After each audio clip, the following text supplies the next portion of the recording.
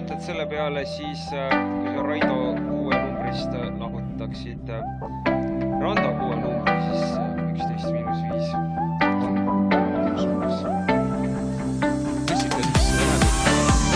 ja vaata, kus tuleb ilus džipp ja Veiko Maidla! Fantastiline Golazo! Veiko Maidla teine värav selles mängus, siis veel 4-1 juhtima. Tuletan meile, et meil on väga viiletud värav.